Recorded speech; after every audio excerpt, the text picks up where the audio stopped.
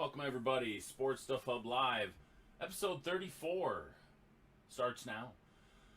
It is May 11th, 2021, and we've hit a lull in the NFL world. Now, a lot of that comes down to just the fact that we are post-NFL draft. We are waiting for the schedules to be released, and there's just not much going on in the world of the NFL right now. Unfortunately, that's the case every season at this time of year. So what we have is a lot of people who are trying to create fantasy mock drafts already, and we have a lot of people who are pining for more football and hoping that they can create some controversy to stir up some headlines, such as the Aaron Rodgers thing going on in Green Bay. Watching this all unfold and watching a certain media member literally release a, we'll call it fabricated story that he's pieced together over a number of months and releasing it the day of the first round of the NFL draft, kind of a shitty move.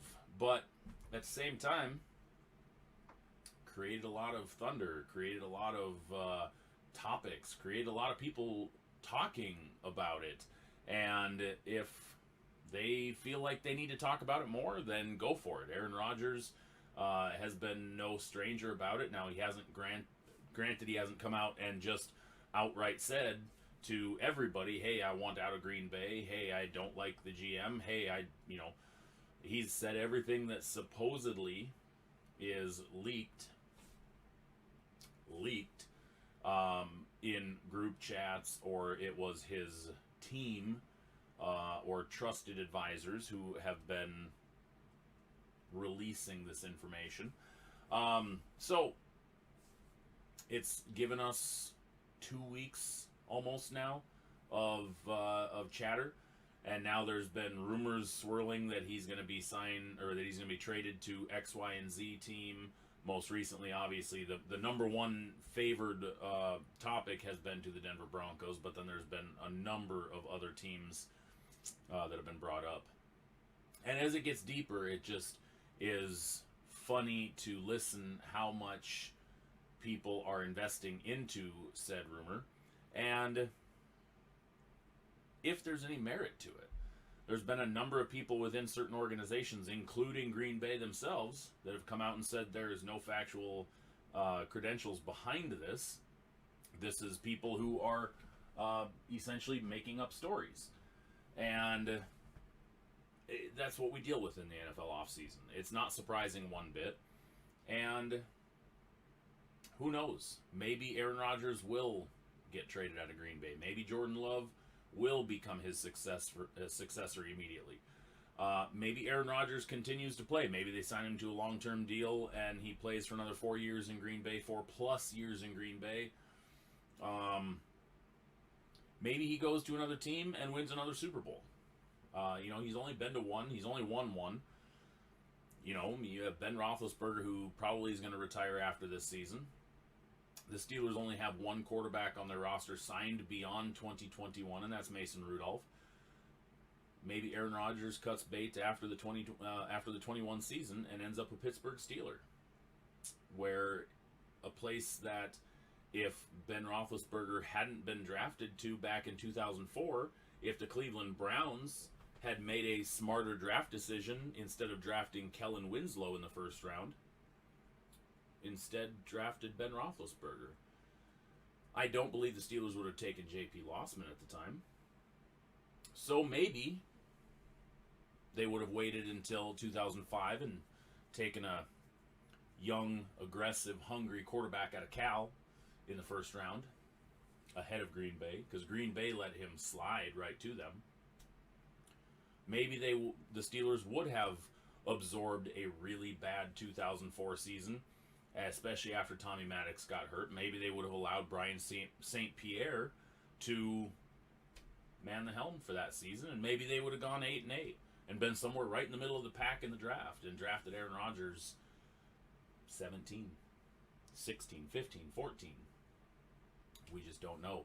But potentially, after the 21 season is done and free agency hits, and let's say Rodgers doesn't come back to Green Bay. Ben Roethlisberger retires. Aaron Rodgers comes in, pulls a Tom Brady, wins a Super Bowl in Pittsburgh. A lot can be said about that. And whether or not that's actually going to take place, we'll see. Can't guarantee it. Can't say it's not going to. But all I can say right now is after that opening monologue, I really hope my sound is working. Because I don't want to have to re-say all that, because I will not nail it like I just nailed it. What's going on, Mr. Miller? I'm hoping my sound is working. So, anybody that catches this now will have to go back and listen to the replay and catch the introduction. It is a beautiful sunny day here in the Pacific Northwest, and yeah, not much happening in the world of the NFL. So, what are we going to talk about tonight? Tonight, our main topic is going to be addressing the top 3 teams in the NFL draft and the changes that they've made since, well, 2 of them finished second to worst and worst records in the NFL. And then the other team that traded up to draft number 3 overall. So we're going to be discussing those 2 rosters. It's fairly quiet. Well,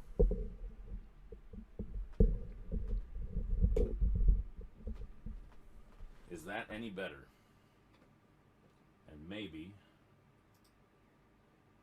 well, my sound is up pretty good. If that's any better, hopefully it is.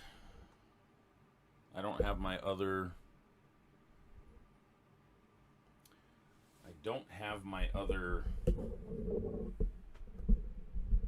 tripod that I can hold my microphone closer. I know if I do this, it tends to be really good vocals. So maybe I'll just hold it like this during the show tonight. I'm okay with that. Doesn't bother me.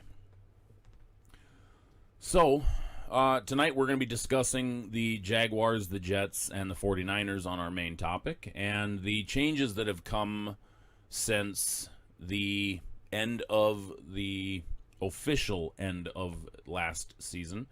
And we're going to break it all down and see, decide whether or not they're going to actually improve on last year.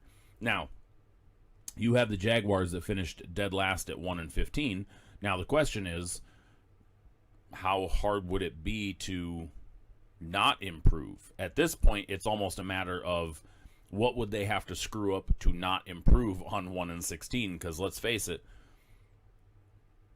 following 1-16 again or worse would be really tough. Now, I get it. The Browns have accomplished that feat, but we're not here to take shots at the Browns. I think they've flushed themselves enough throughout their last 20 years, so we're not here to take shots at the Browns. But then you have the Jets, who finished last season 10-14. And for a team that finished, 2-14. And for a team that finished 2-14, again, I get it. It's the Jets, and they're rather inept. But they might have the first head coach and offensive coordinator combo that could actually do something with that roster that they've had in 10 years. So it's possible. And then obviously we're going to talk about the 49ers with their number 3 overall pick and the changes that have come to the 49ers as well since they finished last season. And so that's going to be our main topic tonight. Last week we discussed some fantasy football improvements and potential declines of some players based on the NFL draft. So this time, we're going to take those first 3 spots in the NFL draft, and we're going to kind of break it down, and this is going to be more from a standpoint of, will they get better? But we won't actually know until next season rolls around. But before we get to the NFL, we do have a few things that we need to cover in the hobby. Number one, sports cards, obviously, is the hobby I'm referring to. We have Score Football releases tomorrow. And I know a lot of people are upset and frustrated that it's coming out at $300+ a box. Most vendors are anywhere, or most retailers are anywhere from $299 to $350 for a hobby box. And I know a lot of people are saying that's ridiculous, but, and correct me if I'm wrong, last year's hobby boxes are currently sitting at around $340 as well. And last year's hobby boxes had less guaranteed autos than this year's hobby boxes. So they're starting off out the gate at what last year's prices are currently sitting at with more autos in it. Because this year's Score has 4 guaranteed autos. I believe last year's Score hobby only had 2. I could be wrong, but I believe that's what I saw. I don't typically open a lot of Score anyways because traditionally I don't chase college jerseys because I'm a North Dakota State fan, and rarely are there North Dakota State players in those products. Well, this year happens to be a little bit different. This year, there's probably going to be 3 players in those college uniforms wearing NDSU jerseys in these collegiate jersey products. That would be number 3 overall pick Trey Lance, 2nd round pick Dylan Radens, and 4th round pick Jabril Cox. So, kind of excited to collect these 3 guys. I've never had 3 North Dakota State guys to collect in one season before. I'm excited. I am excited. I'm excited for Trey Lance. I'm excited for Dylan. And I'm excited for Jabril. But I'm really excited for Trey. So, that's going to be one of the topics we talk about later on. Not going to get off topic right now. Score Football. So, Score, again, comes out tomorrow. Hobby boxes. People are frustrated, blah, blah. Yeah, I get it. But, yeah, really, there's no but. It's 4 autos in a box. It's not a high-end product, but yet it's going for $300. Come on!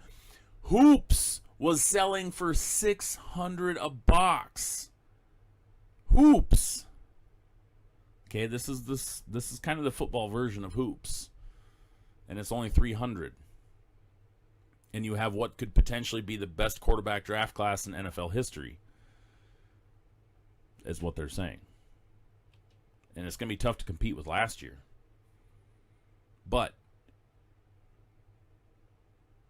Score is kind of like Hoops product-wise. You know, I wouldn't say it's Donruss. Well, we're going to see Donruss football, obviously, but Score, bottom-tier product, collegiate jerseys. We're going to be in collegiate jerseys for several months anyways.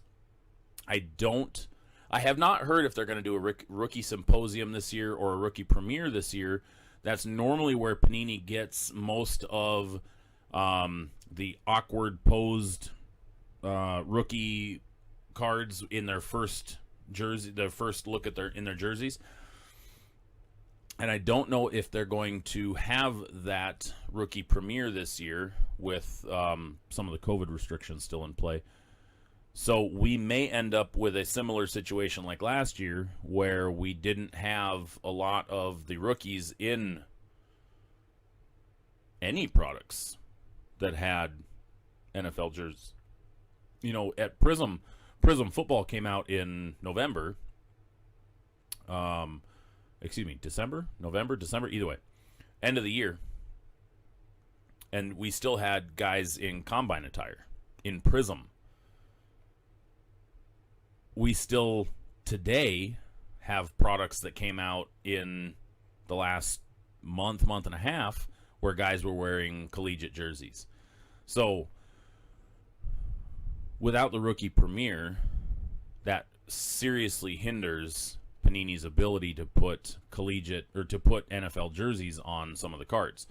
And part of the reason is because they have to pay for the photography in order to get those pictures. At the rookie premiere, they have their own photographers there.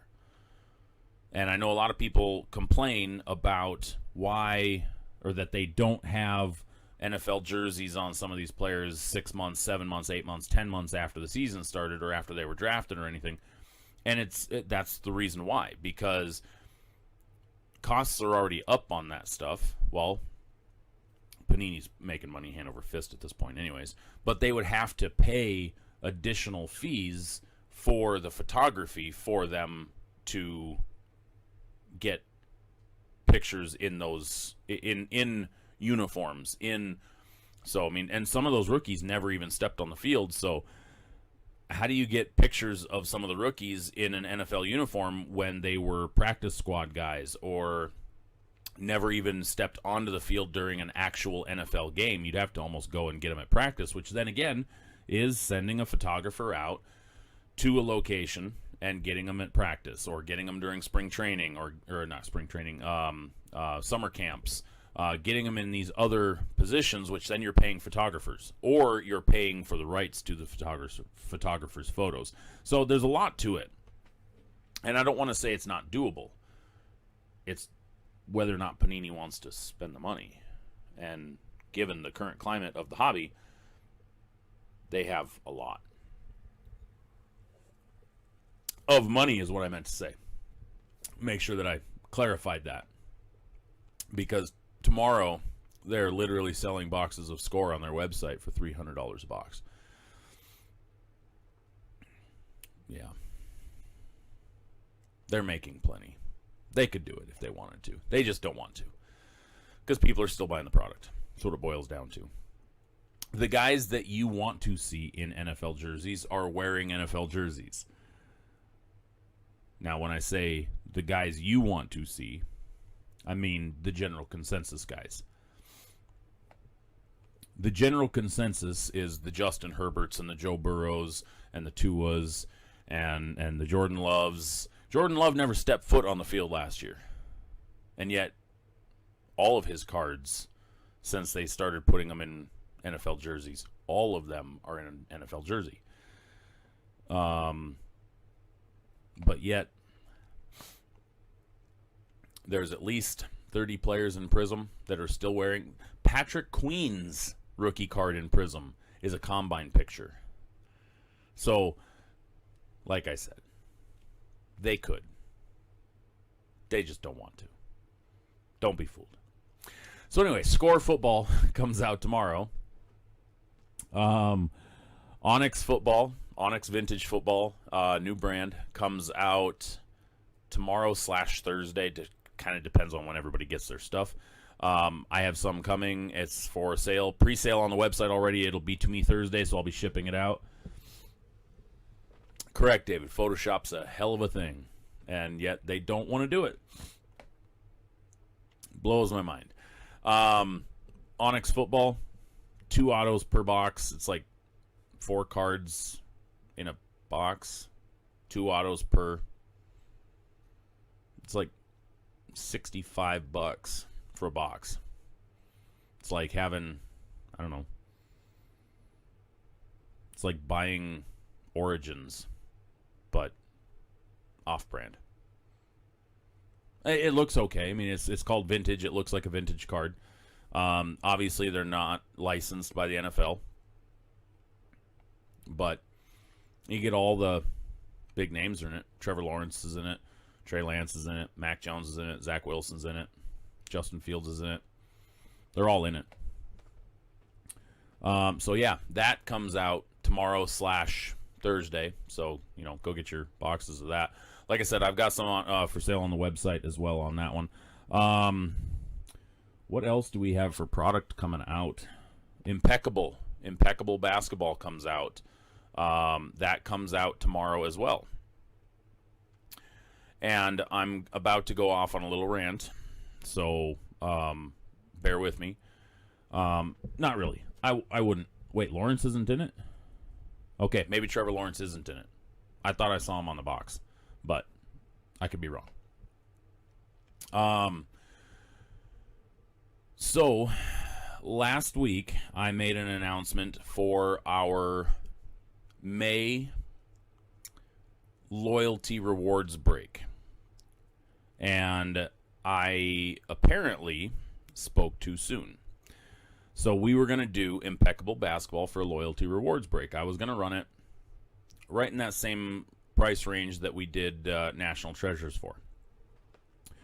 And a couple days ago, I was looking at my orders that I had set that last week showed that I had Impeccable Basketball. And then the other day, magically erased from my pre-orders. Even though I had one a couple days ago. So, we have to make a change to the May rewards, the loyalty rewards break. Not a big deal, especially since I didn't pay any money down on it, thankfully. So we're going to have to make a change. I'm going to do some investigating. Worst case scenario, if I can't find a decent product that I can get at a good price that we can do a cheap rip for everybody, I'm just going to do a free lower end. What do you call lower end nowadays? I'll find something that's got, a couple $100 box, and we'll do a free break for the loyalty. And that way nobody's paying a dime for it. So I'll do something like that if I can't find a decent product. Obviously, I can't run another NT break at what we did because I lose my ass on that. That just wouldn't work. I would love to run another NT break, but the cheapest I can get it right now, I would have to do it at $100 a spot. And, yeah, it's 8 cards. That leaves 24 people without a card, and that's if one card per team. So that's 24 spots of 0 at $100 per. Now, I get it, yes. 100 per is still cheaper than anybody else out there, but at $100 per, I'd still be losing money on that break because of fees and then shipping. Which shipping 8 cards, that's $40. But we got to figure something else out for the loyalty rewards for May. So I will be doing some investigating and see what we can do. And so stay tuned on that. Maybe I'll have some info by next show. If I don't, I don't. But if I can't get a solid product, I don't mind doing, like I said, a couple $100 box. I don't mind doing a free rewards break on that. We'll figure it out, though. And card shows. That's the other thing I wanted to talk about before we get into actual sports talk tonight. Card shows. Last weekend was the Twin Oaks Cards and Collectibles show down at Mall 205 in Portland, Oregon. And it was not as big as the previous month. I will flat out say that. It was a little slower for what I expected. Still was okay. But it seems that the Portland show over the last several months has kind of slowly stepped back to a point I might stop doing it if it continues to slow down like this. But we'll see. I don't know yet. I'm always wanting to support the local card shows. But if it's in an area that has very little interest in going to card shows, then I'm not gonna, it's tough to travel, 2.5 hours and haul everything down and then stay there for total be at the mall for 10 hours and have very few people show up. So I might not be doing the Twin Oaks show anymore. I'm going to give it at least next month, see how it goes, and then we'll see after that. Coming up, not this coming weekend, but the following weekend, is the Twin Oaks Cards and Collectibles show at the Auburn Outlet Mall in Auburn, Washington. Now, that show has continued to have really solid turnout, to a point that the show is now 2 days. It's now a Saturday and Sunday show. So now we set up 2 days. And last month, it was, I would say, overall pretty close to the same turnout we'd had when it was one day, but it was now just spread out over 2 days, which I was okay with because we also do a lot of Funko Pops, and most of the card collectors aren't buying the Funko Pops. That's going to mall traffic. So I got a bonus day of mall traffic, and pretty much the same amount of card collectors, but spread out over 2 days. So I didn't have to have 20 people standing in line at my tables. And I'm okay with that. I don't mind a long line at my tables and stuff. I just tend to feel bad for the people standing in line not able to look at stuff. So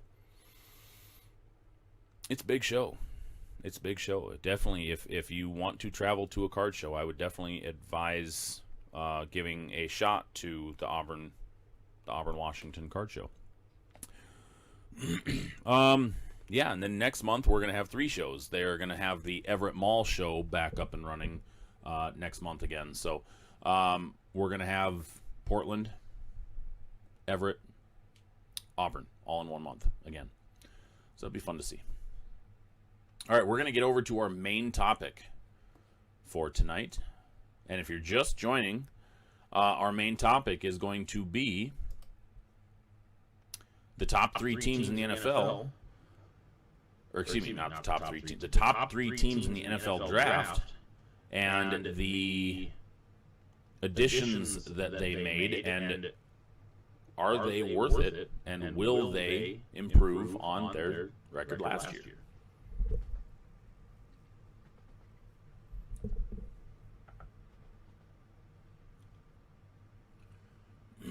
Okay, so starting it off with the echo, huh?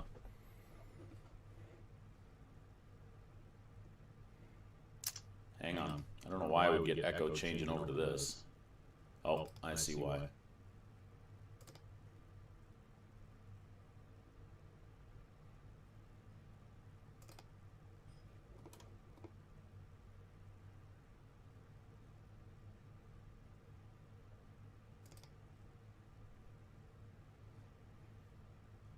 Hold up. That should be a lot better. I don't know why that had a secondary camera source on it, but it was piping in sound through the camera as well. Okay, so we should be good to go now.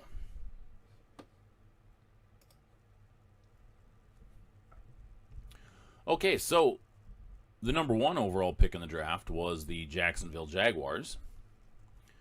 And they went through a massive overhaul this past offseason. Starting with the new coaching staff. New head coach Urban Meyer coming from the college ranks. And he's been out for a couple of years now, but Urban was the head coach for the University of Florida for a little while. And then most recently Ohio State. So took a year or 2 off. Now coming up to the NFL, and hopefully can take Trevor Lawrence and turn him into the quarterback everybody anticipates him being, and lead the Jaguars to the promised land. Bringing along a buddy of his, Charlie Strong, is going to be the assistant head coach. 2 new hires, Darrell Bevel at offensive coordinator and Joe Cullen, defensive coordinator. So you now have an entire new system in Jacksonville. There are a few coaching staff members that are a rollover from the previous regime, but if you go down the list of coaches, there's quite a few new faces there in Jacksonville. So any of these veteran players that did hang around after last season, after the disastrous 1-15 season, they don't have a lot of familiar faces in the coaching staff left over. So this is almost a top to bottom cleanup job. Some of the players that they brought in, notable names, we'll say. These are just notables. I didn't get deep in this, but notables. Starting it off, they, via trade, acquired Malcolm Brown, defensive tackle, who came from the New Orleans Saints. And Malcolm Brown can definitely make an impact on that defense. Adding wide receiver depth with Marvin Jones, who's actually a pretty damn good wide receiver, added him in free agency, as well as Philip Philip Dorsett at wide receiver as well. Now, Dorsett has some years on him in the NFL. Kind of been a journeyman wide receiver, bounced from a number of different teams, most notably Indianapolis Colts and the New England Patriots. So he's bounced around a little bit and hasn't really been able to land anywhere and stick. And with the amount of wide receivers that Jacksonville has, I don't necessarily know if he's even going to make it out of camp. Then the other big signing that they had was Damian Wilson, who they picked up also in free agency. So a couple of offensive weapons and then a couple of weapons for their defense to help drag them out of the basement in the AFC South. Draft picks, as we're all aware, they had the number 1 overall pick. And everybody on God's green earth knows that Trevor Lawrence is the second coming and was the consensus number 1 overall pick before the draft even started. He was anticipated being the number 1 overall pick when he was a sophomore in frickin' high school. He was crowned that. So it was just a matter of time for whenever he declared for the draft. He could have declared for the draft as a junior in high school, and that sucker would have been drafted number 1 overall. And then they would have just sat him for 4 years and trained him. That's essentially what he did in college, was just get trained to play in the NFL. That's what he did in high school. He was trained to play in the NFL. That's what this guy has been. He has been the top prospect in everything he's been. He has not lost a game in his entire career. He never lost a game in high school. He never lost a game in college. How's that going to work when he loses a game in the NFL? His first taste of defeat is going to come at the hands of, I don't know the schedule yet, is going to come at the hands of an NFL team that wants to just posterize him.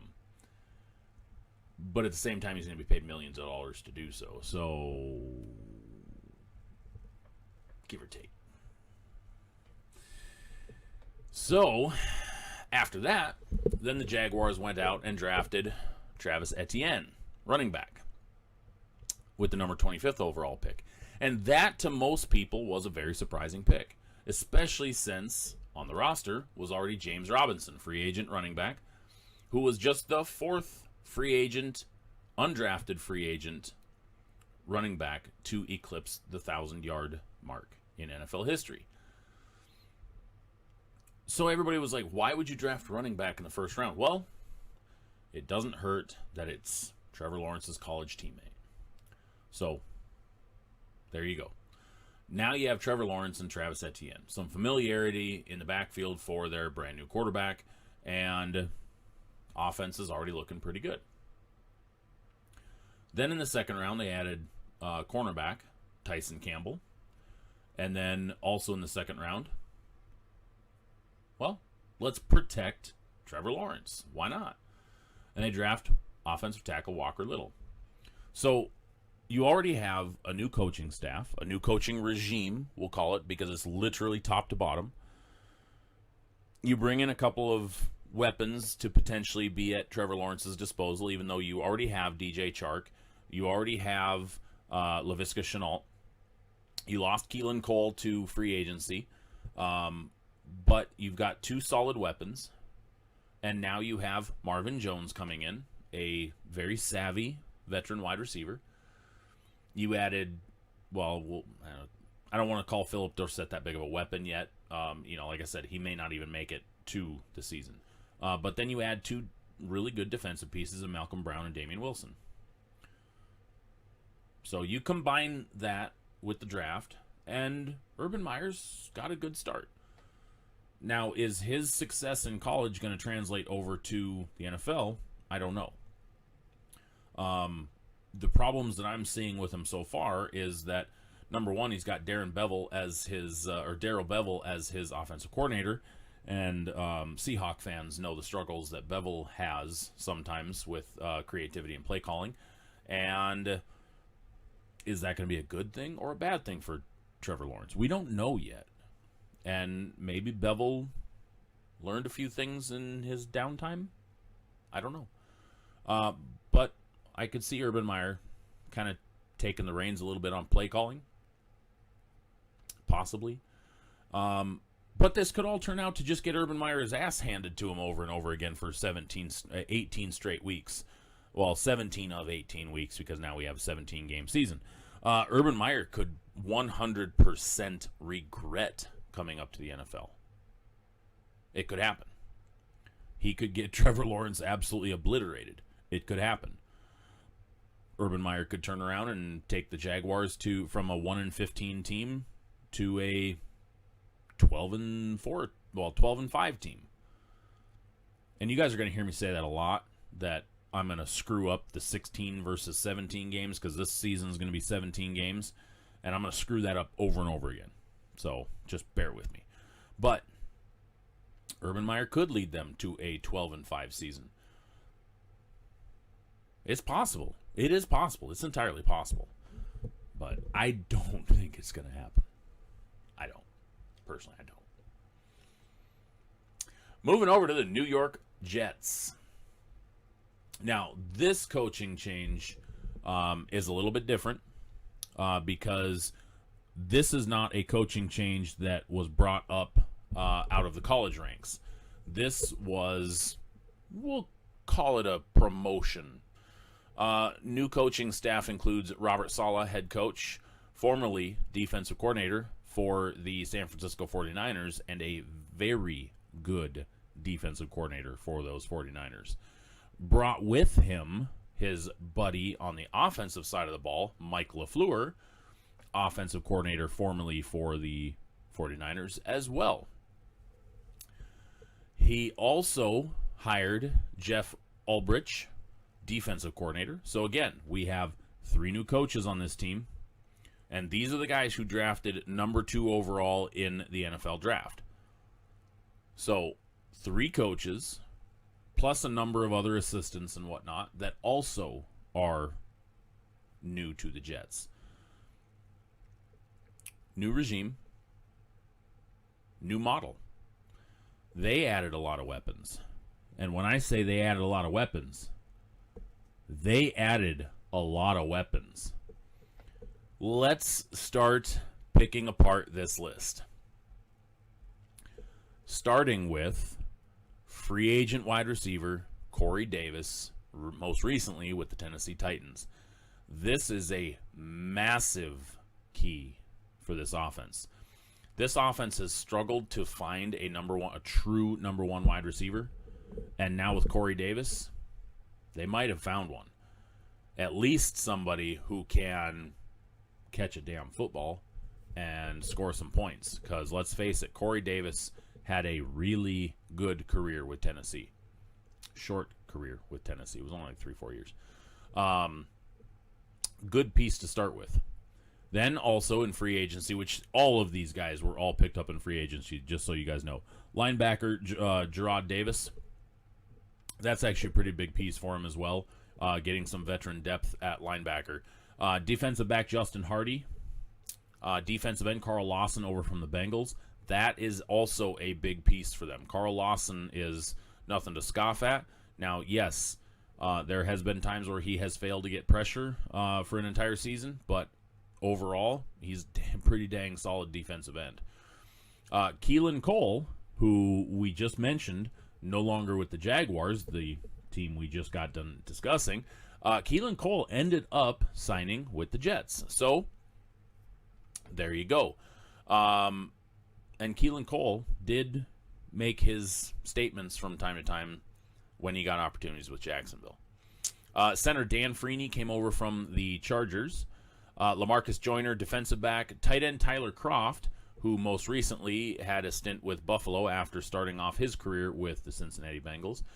Sheldon Rankins at defensive tackle. And that could be a pretty big piece on the defensive side of the ball because he's a big-bodied big boy. Defensive end Vinny Curry, not a bad pickup either. And then rounding it out, for Mike LaFleur to play with, one of his favorite toys that he had in San Francisco, running back Tevin Coleman. That actually is one of the most intriguing pickups for their offense because Tevin Coleman had a lot of success in Mike LaFleur's offense in San Francisco. If LaFleur can duplicate what he did in San Francisco, Coleman's going to feast. Do not sleep on him. This was not meant to be a fantasy conversation, but damn.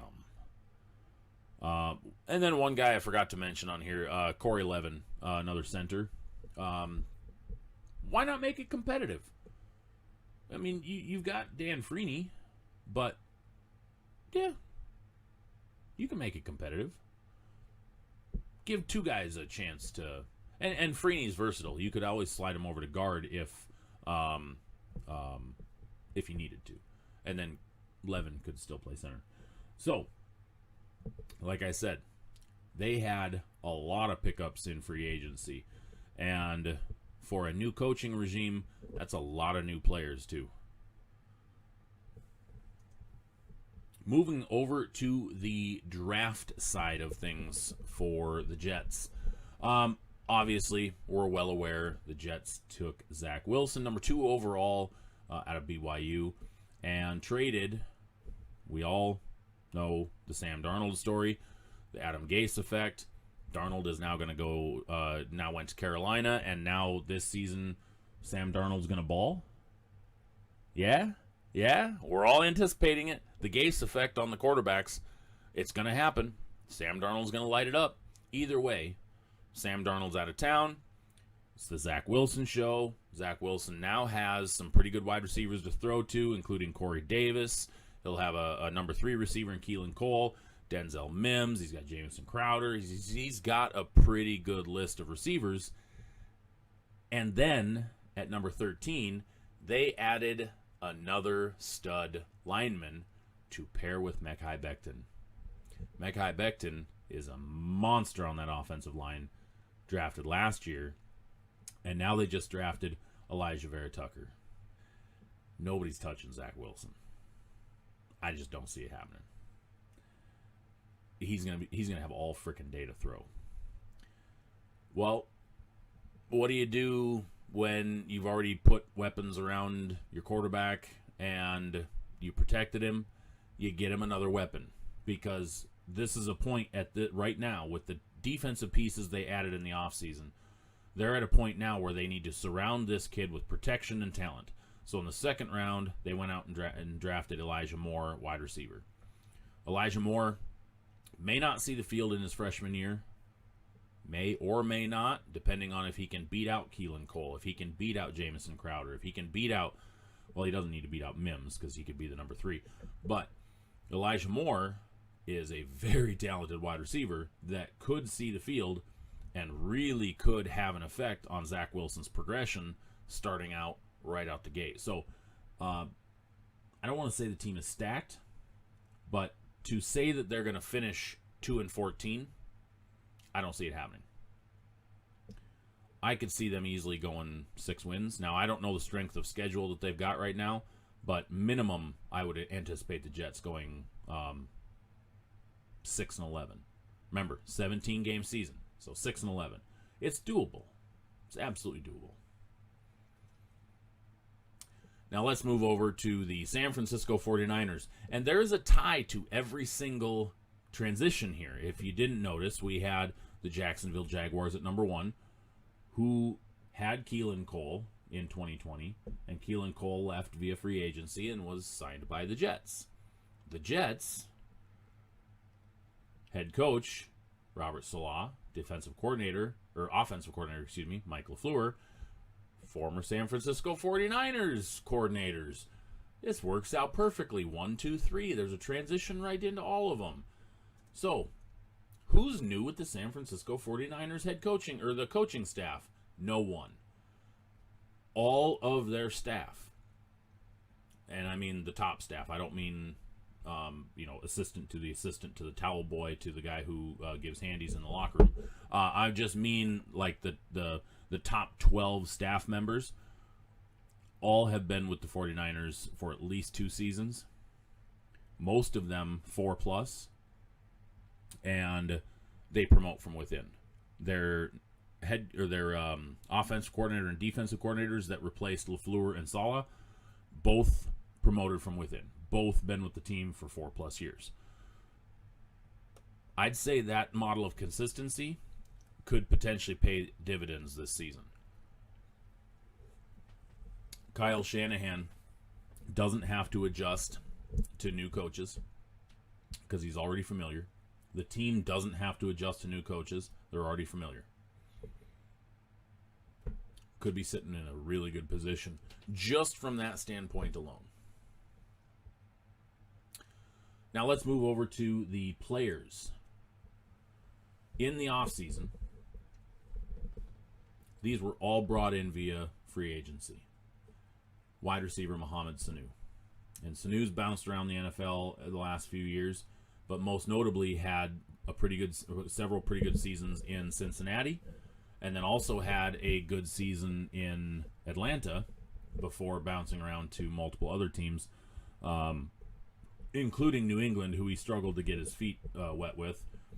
But Sanu is no slouch and brings some veteran presence to the wide receiver core, now especially that Emmanuel Sanders left after the 2019 season. Linebacker Nathan Gary, which is also a pretty good pickup for their linebacking core.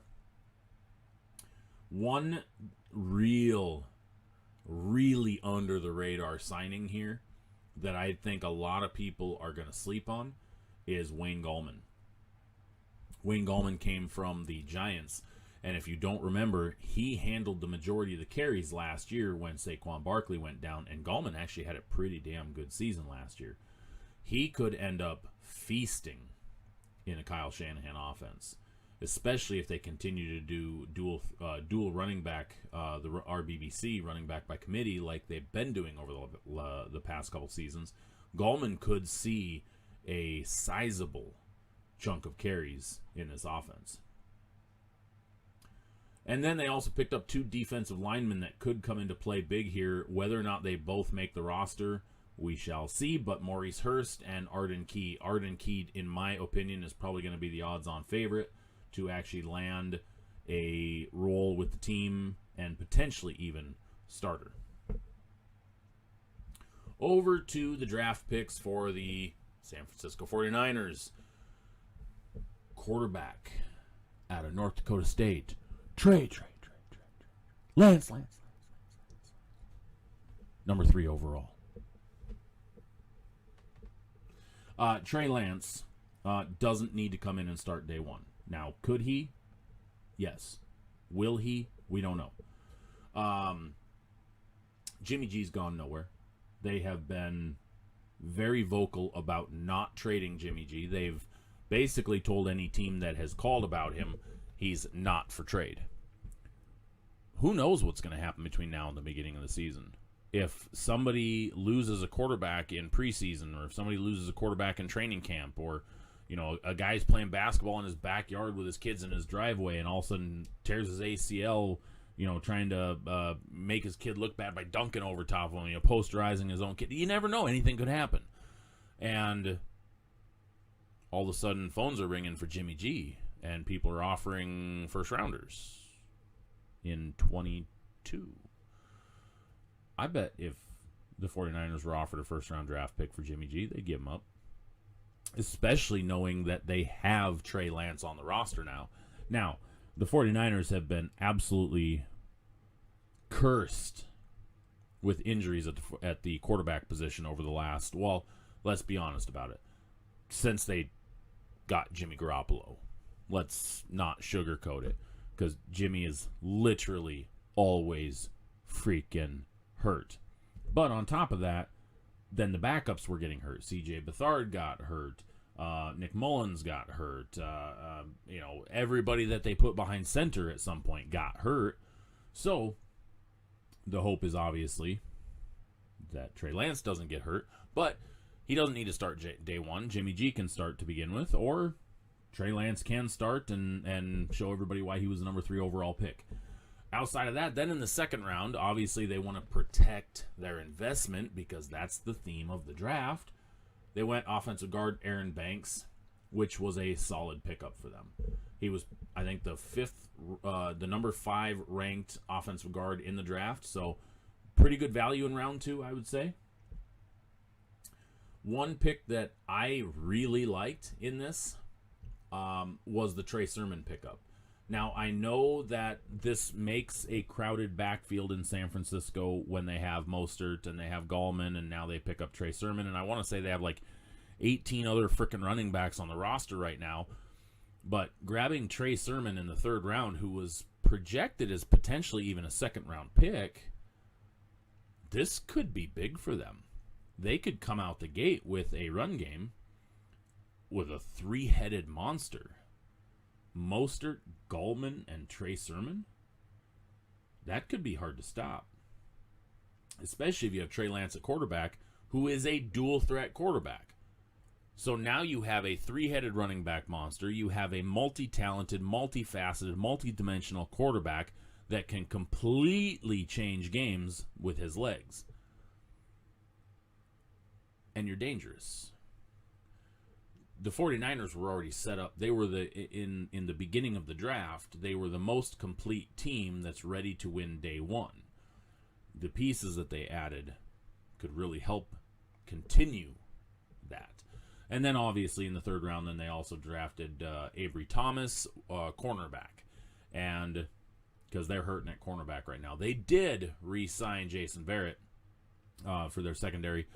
So hopefully that does give them some depth. But the 49ers come into the 21 season, whether they've got Jimmy G or whether they got Trey Lance in at starting quarterback, they are looking like they could be a contender for the NFC West this year. And I know Seahawks fans don't want to hear that. The NFC West is going to be no joke this year. It's going to be a tough division. I mean, now you have Russell Wilson, obviously. You have Kyler Murray, obviously.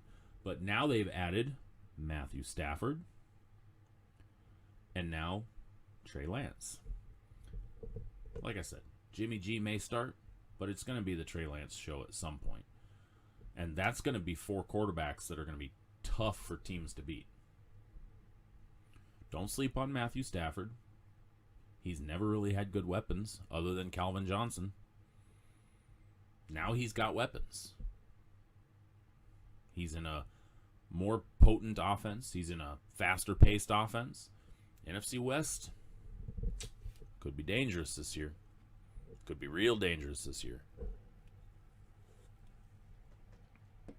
All I will say is whoever wins that division is going to have earned it. They'll have earned it. You got to play 6 games against that bloodbath of opponents. That's pretty dang good. So, San Francisco 49ers, bound to improve on last season's record? Yeah, I think so.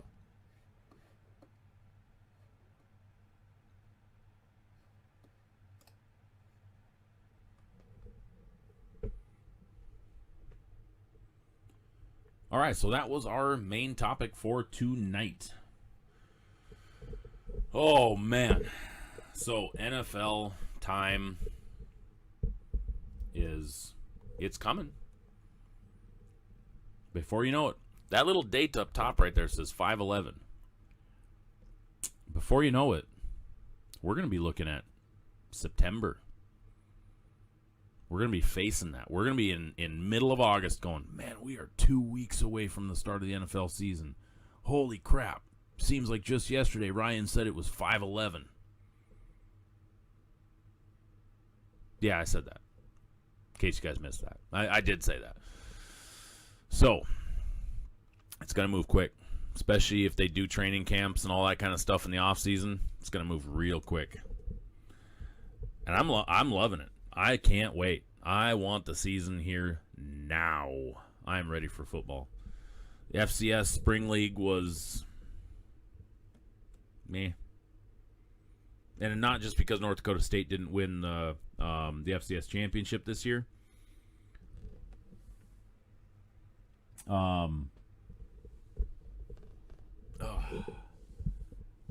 It was spring ball, and there was no FBS interleague play, and I was frustrated with it. And there was guys that didn't play. There was guys that sat out, and I know there was guys that sat out the FBS as well. But if we would have had fall ball and Trey Lance would have played in the fall, Radens would have played in the fall. God, IDSU would have steamrolled people. Phoenix Sproles would have played in the fall. Oh my God. The things that could have been. Would have been another championship. Trey Lance would have had 30 games under his belt. There would have been no discussion at all who the clear-cut number 1 quarterback in the draft was. No, I'm just kidding. They still would have given it to Trevor Lawrence. But he would have probably been the clear-cut number 2. And maybe it did work out for the best, because then he would have been with the Jets. And I don't know if I want Trey Lance on the Jets. I'm okay with him being on the 49ers. Plus the fact that for my own selfish reasons, I now get to go watch him once a year come to Seattle and play. Versus if he went to the Jets, I'd see him once every 8 years. No bueno. So, David Miller says he gives Jacksonville the best odds out of all 3 of those teams mentioned to make the playoffs because of the weaker division. Yes and no. Make the playoffs potentially, but they still have to beat everybody else on their schedule. Win the division, no. No, no, no, no, and no again.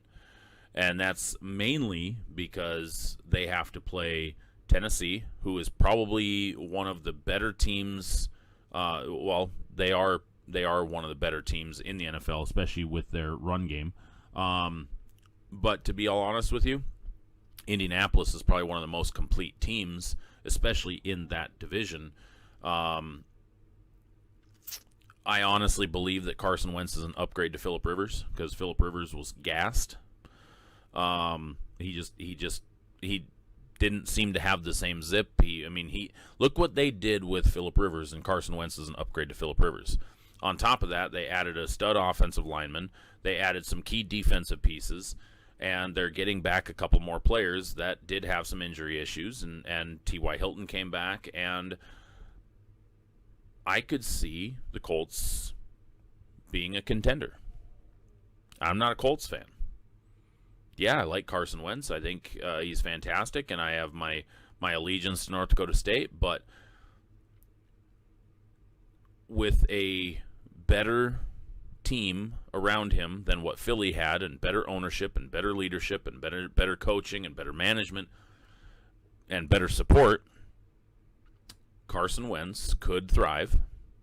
Now, I'm not saying he's going to, but he definitely could. He definitely could resume the quarterback that we all saw in 2016 before he got hurt, 2017, 2018, when he was an MVP candidate.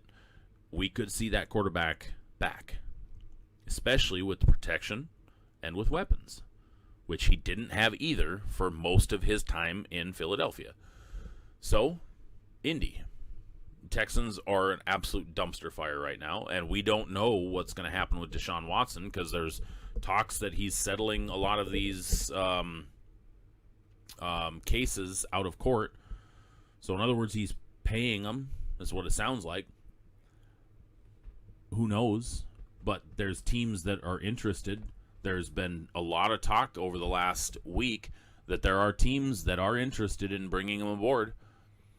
Now, if he's on the commissioner's exempt list, it doesn't matter to Houston this year, because if he's on the commissioner's exempt list, his salary doesn't count towards the salary cap. So they're not motivated to move him, but if he is dead set on not returning to Houston, he could end up on another team and realistically start in 22 and completely screw up everything in terms of the draft for the quarterbacks and the free agent market and whatnot, because he's going to command a high salary. He's going to be a massive free agent signing. We're talking potential Patrick Mahomes level of contract size. Dak Prescott level, at least. So, yeah, I don't see Jacksonville winning the division. I could see them wild carding, maybe. But when you think about that, think about a loaded AFC North where they're going to have to beat at least 2 AFC North teams in record. Obviously, because you're going to have the champion that's going to make the playoffs. But then you have to beat either Baltimore, Pittsburgh, or Cleveland. You have to beat 2 of those 3. So I don't think they really have a shot at. It's tough to say, because then you also have the potential within your own division, Cincinnati or Indy and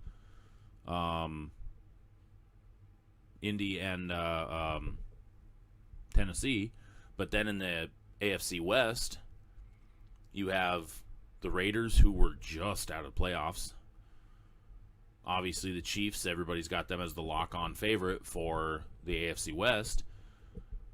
If Aaron Rodgers does go to Denver, that automatically puts Denver as a potential favorite for the playoffs, with Justin Herbert having now going into his second year, and a new coaching staff in LA. Are the Chargers potential playoffs, or are they an 8-win team? I mean, there's so much that could happen, and it's funny because I'm looking at filling out projected records, and projected records don't match up to actual amount of wins and losses that take place in an NFL season every year, because there's an exact amount of wins and losses that have to take place in order for everybody to have a record, right? And I'm sitting here looking at this going, well, yeah, this team's going to finish with 9 wins. This team's going to finish with 10 wins. This team's going to finish with 11. This one's 14. This one's 13. And it's just like handing out wins, and all of a sudden you go, huh, I just filled out 16 teams in the AFC, and not one has a losing record. Huh. That doesn't work. So, we gotta pick losers, guys. We've got to find out who are going to be the sub 500 teams. We've got to figure that out. We don't. That was rhetoric.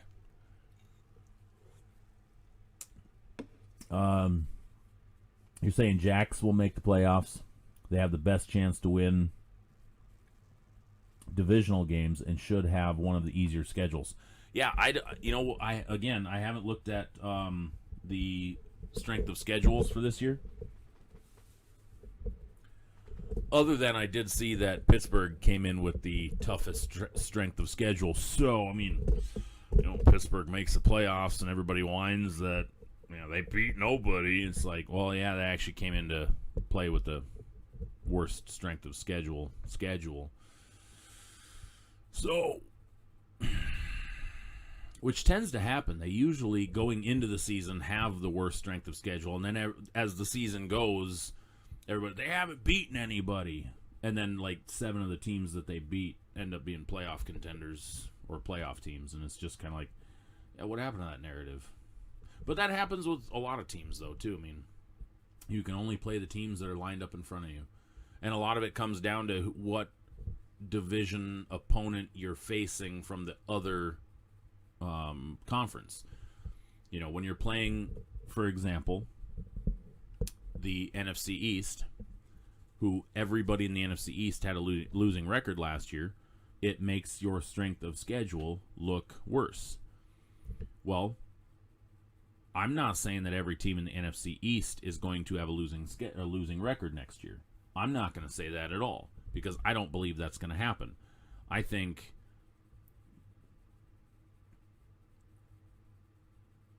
I don't want to say who's going to have a winning record out of that division, but one of them will. Mark my words, one of them will. I believe only one of them, but one of them will. So, One team in the NFC East will have a winning record. Yes. And one team in the NFC East will win the division and make the playoffs. Oh, man. That was probably the dumbest thing I've ever said. Anyway. NFC East. Completely got off topic. Strength of schedule is, yeah, that's where we were at. Strength of schedule. So anyway, Jacksonville though, to bring up Dave's point. Easiest road to the playoffs potentially, but I also believe, as I said earlier, I believe San Francisco is the most established to win now. Last year, they lost a lot of games, mostly because of injuries. A lot of those injuries, those guys are coming back. Obviously, Bosa's going to be back this year. That's going to be a big piece for their defense. With either Jimmy G or Trey Lance at quarterback next year, that fixes a massive hole that they had on offense. If George Kittle is healthy, Ayuk and Deebo Samuel's healthy, and now they added a Mohamed Sanu and Elijah Moore. I mean, there's not Elijah Moore. Trey Sermon at running back. That's what I was thinking of. I honestly believe they're the best set to win today. But again, I'm not saying they're going to win the division or even make the playoffs, but I think out of the three teams that we discussed, they're the most set to be able to win games today, just because of the consistency, the roster that they've got.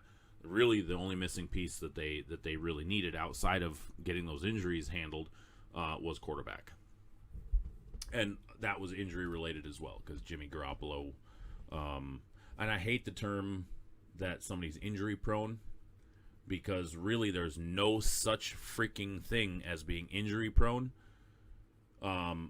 except for concussions, for example, because once you get a concussion, it's easier to get them going forward. But as far as breaking bones, pulling muscles, ligaments, that kind of stuff, there's no such science that backs up injury prone.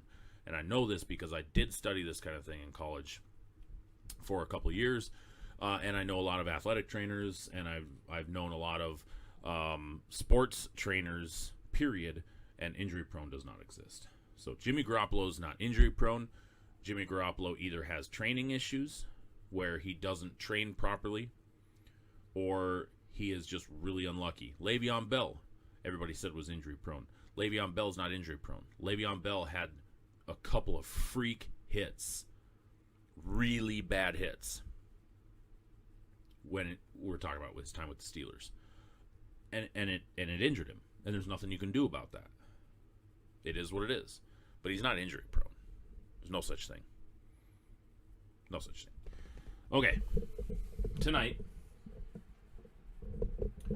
we're gonna get going a little bit early here on our box rip, but tonight we have 2 boxes of Diamond Kings blasters that we're going to rip tonight, because I do want to take a look at Diamond Kings baseball blasters versus the hobby boxes that we ripped on break night a couple weeks ago versus the first off the line boxes that we opened last week. So we're going to do a couple blasters tonight.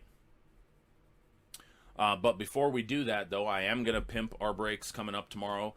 Everybody go get your spots. If you haven't already, we have 5 absolute fire breaks for this week. And I just realized that I didn't make the link to the website yet. So I'm just going to run through them real quick. We have a random team for Leaf Break Kings Stars and Legends. And it's a 2-box random team break. Now, Stars and Legends is a multi-sport product, so it's a little bit tougher just to run a random for it, but we're going to. Everybody that's in it is going to get a random MLB team, a random NBA team, a random NFL team, and 2 people are going to get a second NFL team.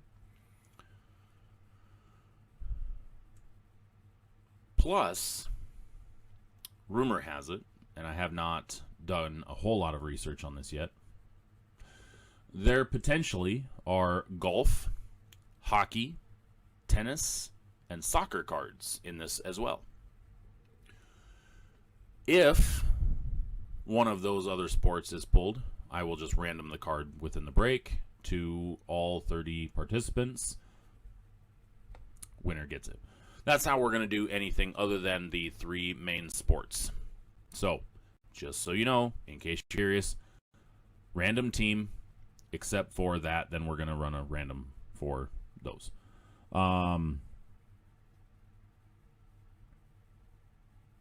Sorry, I was just watching the video down below because I wanted to see how far we were behind on streaming. Then, one of the other big breaks is going to be an absolute friggin' monster. It's going to be a basketball mixer. And this is a PYT. So pick your team. And it's all of this year's basketball product. We have 1 box of the new Crown Royal basketball. We have 1 box of Donruss basketball. And we have 1 box of Hoops basketball. So 3 boxes, 3 products, 1 break. PYT style. Grab your spots in that one because there's already spots gone. I already saw the Charlotte Hornets are off the board. One of the biggest teams in a while are off the board. Obviously, everybody's itching for LaMelo Ball. So that's a big break. Then we also have a random team break. It's a 2-boxer of plates and patches football for 2020. So that's a good break as well. That's a fun product. I actually really enjoy that product. That's one that I actually pulled a Joe Burrow dual patch auto numbered out of 15 out of back when it first came out. It's a fun product. It's a nice looking product. It really is. So that's a good one. Make sure you get into that one. We also have bringing back 2 really good breaks from last week. One of them, going back to basketball, Crown Royal PYT. 2-boxer. We are kaboom chasing.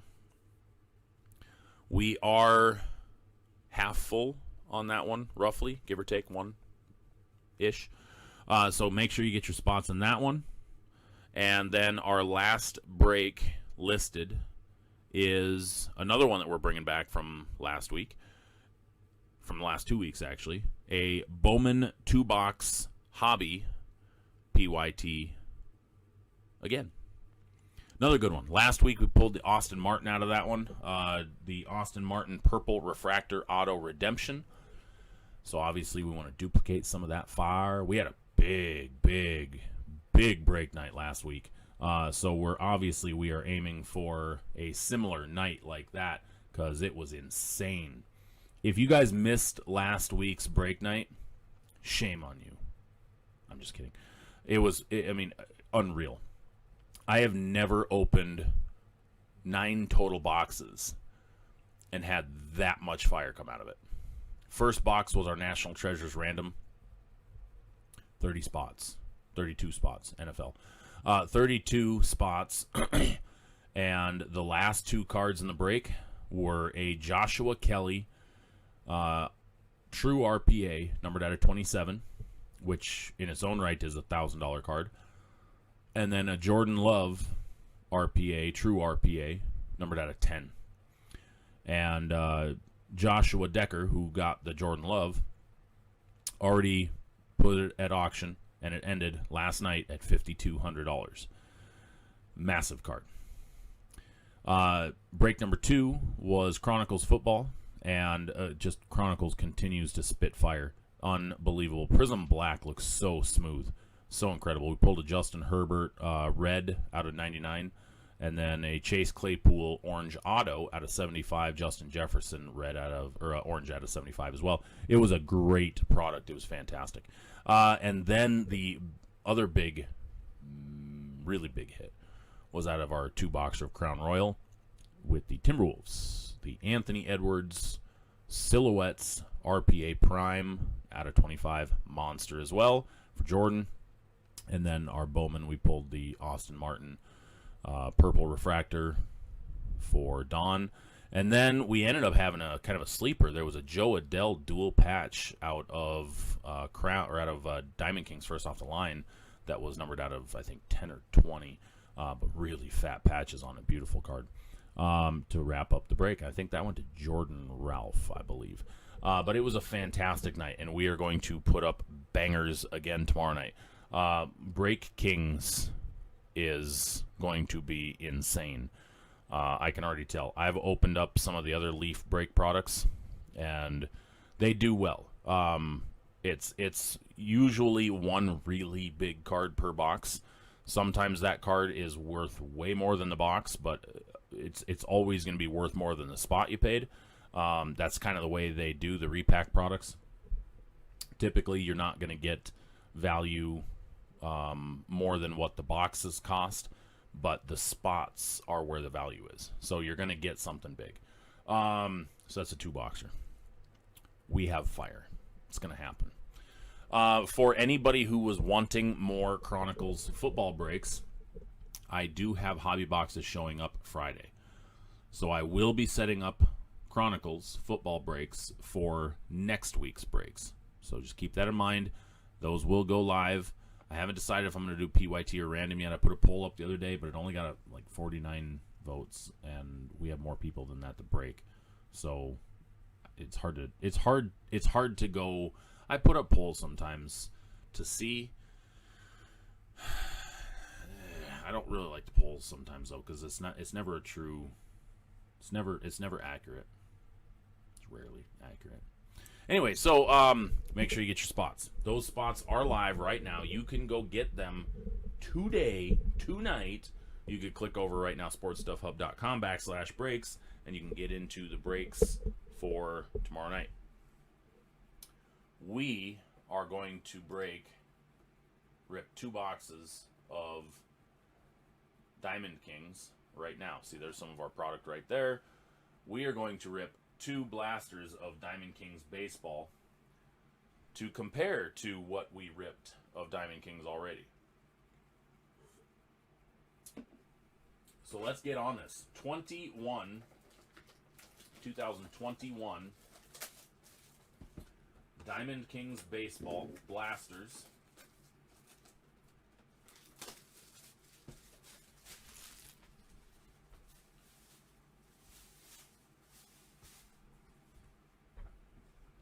I picked these up actually like a couple weeks ago. I was lucky enough to stumble into a store, and they had a couple of them sitting there, and I was like, you know what? I'm going to grab those just as a backup. Just in case. And it was a good day for them because I needed them today. I didn't have any other products that I could rip today. So this gives me something to preview on the show. And we have some blue parallels that are in this product. And let's hope we get one. Or let's hope we get something decent. So if you haven't seen Diamond Kings for this year, it's the brush stroke look. They look kind of similar every year, but they're a brush stroke look. This is a Joey Bart rookie card. Mickey Cochran, Luis Robert. Here's the Elegance insert, Bo Bichette. Creamer. Dean Creamer. I do enjoy Diamond Kings. It's not a high-end product by any stretch of the imagination, so don't buy it thinking you're going to flip cards for a ton of money. It's really tough to flip cards for a ton of money in Diamond Kings unless you hit one of the really low, really good players. Like, there are some cut signatures. There is a Mickey Mantle, there's a Babe Ruth, but good frickin' luck. Aiken, Spencer Howard. Oh, what did we just get? There we go. Ohtani. Blue frame.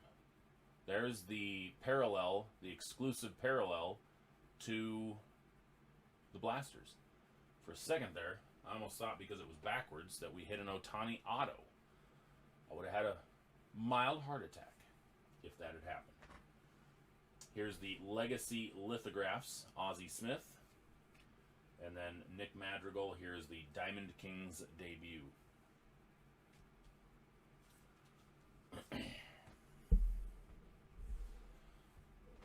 Move my chair up a little bit. But make sure you guys get your spots. Let's get those breaks sold out before break time tomorrow, so we can just kick the live stream on, get right to it, crack through things, end the night pulling some fire. Here we go. Harvey Kuhn Artist Proof. This one's not numbered. This is just a basic artist proof. Aficionado insert of Alex Bregman. And George Brett. Oops, wrong pile.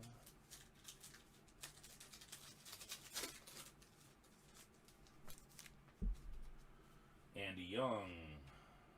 Chris Bryant. Jahmai Jones. The Club insert. Harmon Killebrew. And Kirby Puckett.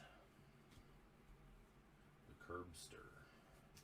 Being a man that grew up in Minnesota, I have very fond memories of watching Kirby Puckett as a wee one.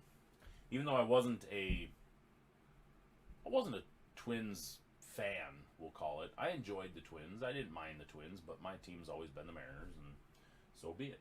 Joe Cronin, Louis Patino rookie, Lou Gehrig, The Art of Hitting, Ty Cobb.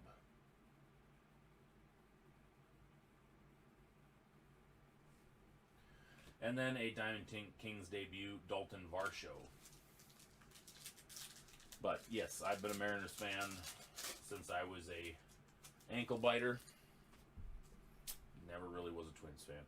Bo Bichette, Manny Machado, Lewin Diaz, rookie, artist proof.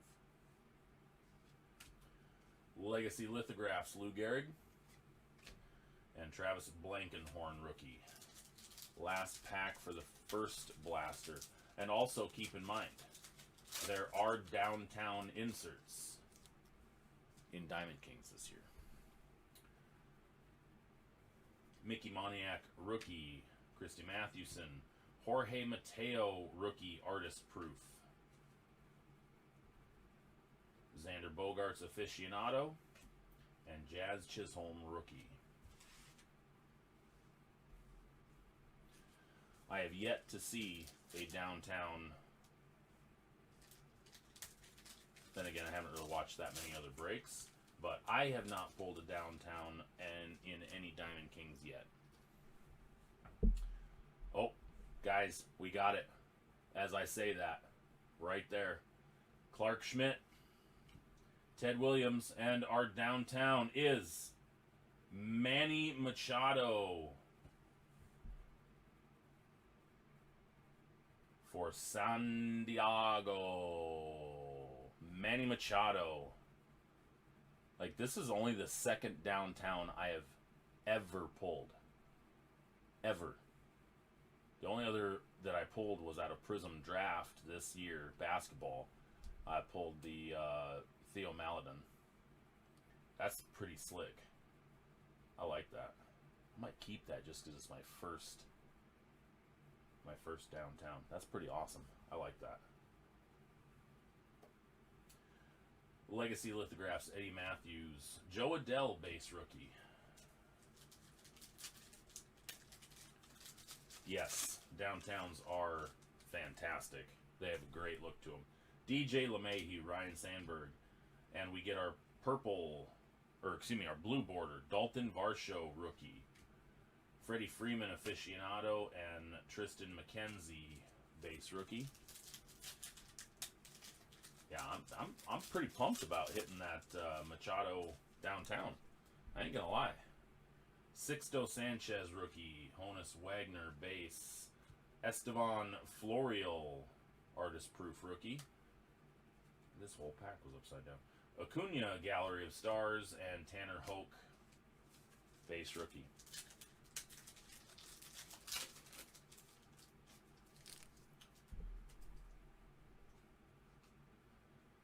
Sherton, Apostle, rookie. Joe Morgan, Vladdy Jr., Shane Bieber, artist palette. I think that's the first one we've pulled out of this. Debut Diamond Kings, Tristan McKenzie.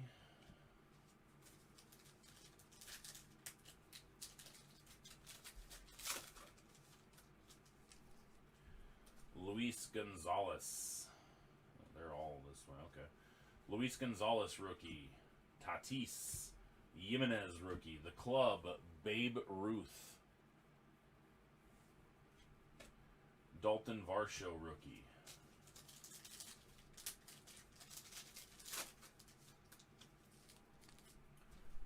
Satchel Paige. Will Crow, rookie. Diamond Kings debut, Drew Rasmussen, artist proof. Elegance, Mookie. Bob Gibson in our last pack. After hitting a downtown of Manny Machado in this blaster. Shane, I Don't Want to Be, Justin Bieber. Monty Harrison, rookie. Walter Johnson, artist proof. Walter Johnson, legacy lithographs. And our last, Ryan Mountcastle, Diamond Kings debut. That was a preview of two blasters of Diamond Kings baseball for 2021, highlighted by a very fantastic Manny Machado downtown. My first baseball downtown. My first professional downtown, because the other one was collegiate.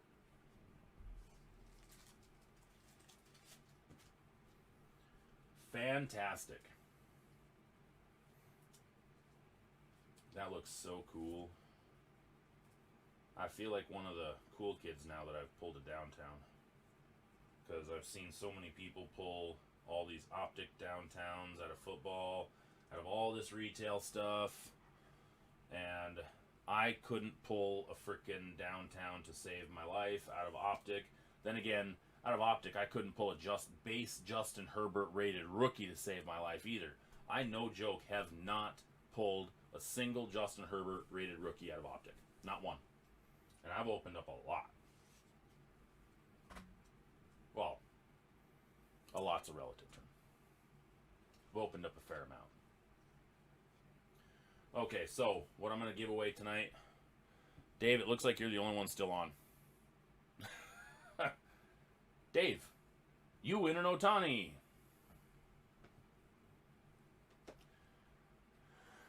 Oh. Is anybody else even on still? I know a lot of people had a lot of stuff going on today. Like, the social media just seemed dead today. So it doesn't surprise me that... Oh, Shane's still on. Okay, perfect. See, a CD Lamb downtown. That's solid. That's solid. Shane, you're still on. So I'm okay. Then I'm gonna make. I'm going to grab something else, and we'll do the random still. You know what? There was a rookie.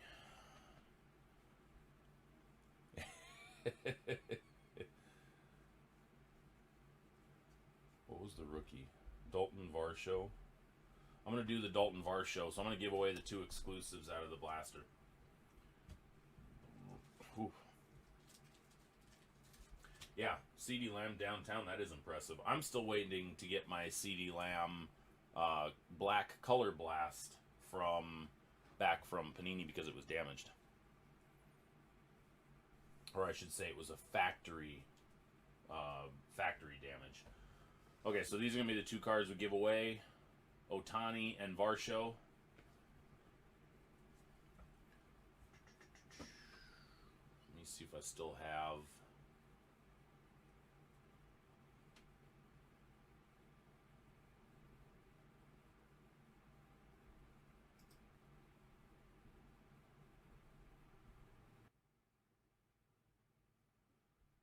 Okay, so we're going to start with...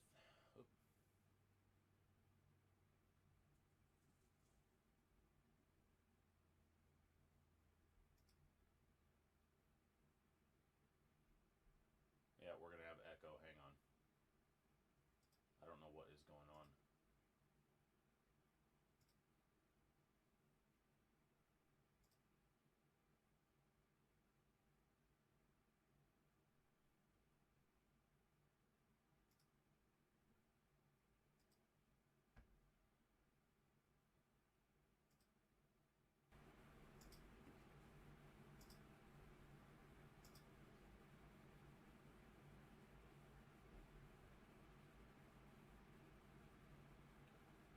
If that's what you guys want to do.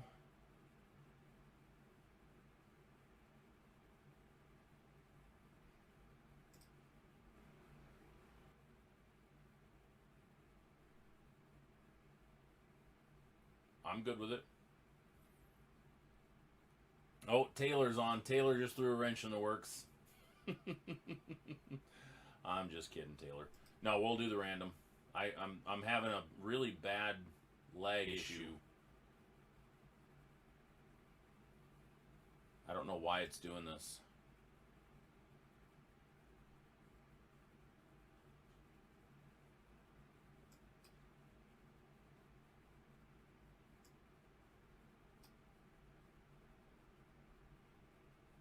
Hopefully that's working. Dice roller. Roll dice. 6.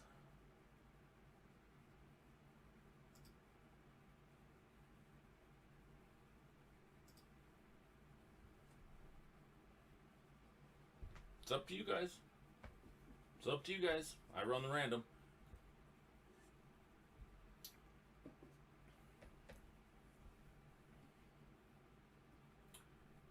Oh, I know why that was all screwed up.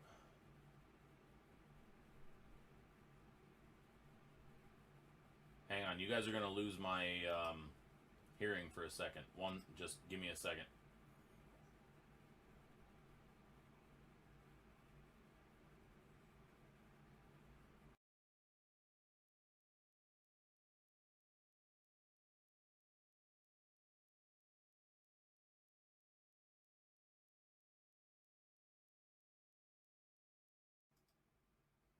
All right, should be back on.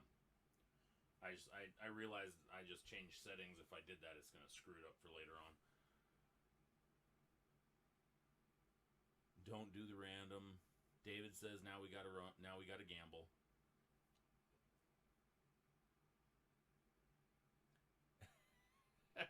You guys. This is what I love about you guys. No, give it to the other guy. Give it to the other guy. Give it to the other guy. I tell you what we'll do. Taylor, I've got something for you anyways. So, Shane got the Otani. David got the Varsho. Taylor's got something else anyways. Does that work for everybody?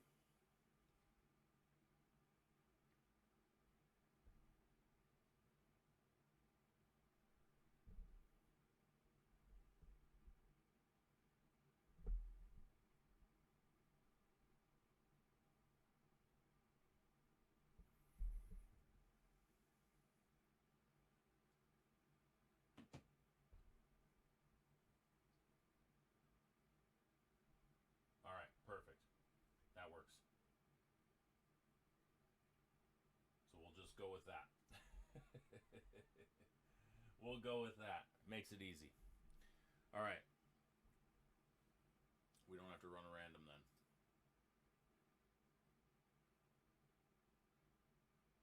My screens are having a serious... I got to update my software again, apparently, because I'm having a serious delay and changeover. Okay, so...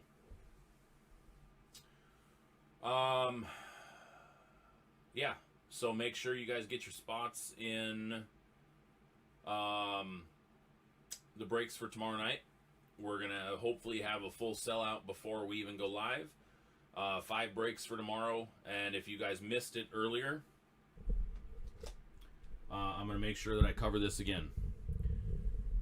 If you guys missed it earlier, this month I had announced the impeccable, or the rewards, customer loyalty rewards break of being Impeccable Basketball.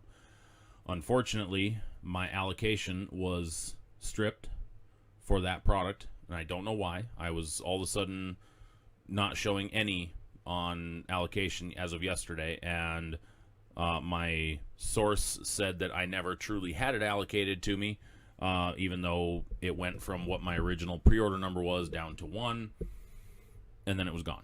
So I don't have Impeccable Basketball coming this year, or this month, and I don't want to buy it at $2,000 a box to run a rewards break. So unless something happens where I can find some,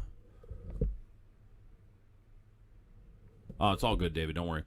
Unless I can find a way to get another box at a good price to run the rewards break, not at $2,000, not at $1,800.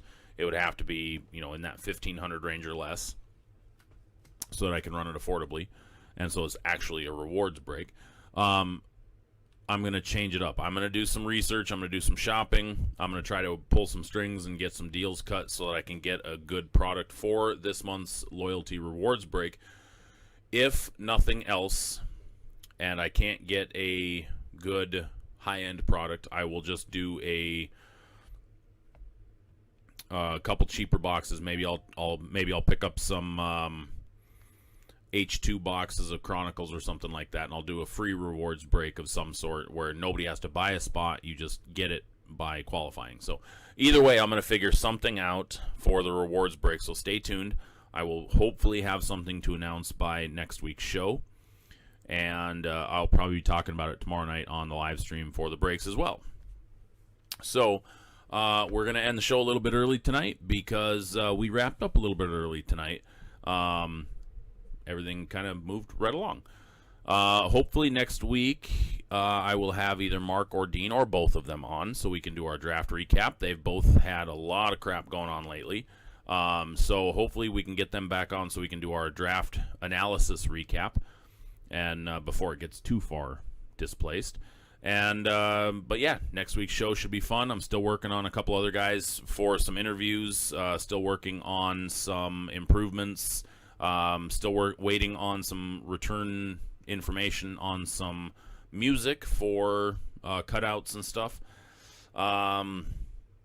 If you have any friends that are musicians that aren't signed with a label, send them my way. Other than that, yeah, we're going to continue expanding. I want to thank you guys for being on tonight, and hopefully we can continue to build on this and have a good time. And if you guys are on tomorrow night, I'll see you tomorrow night. Otherwise, I'll see you here next week. Enjoy your week, everybody, and stay safe out there.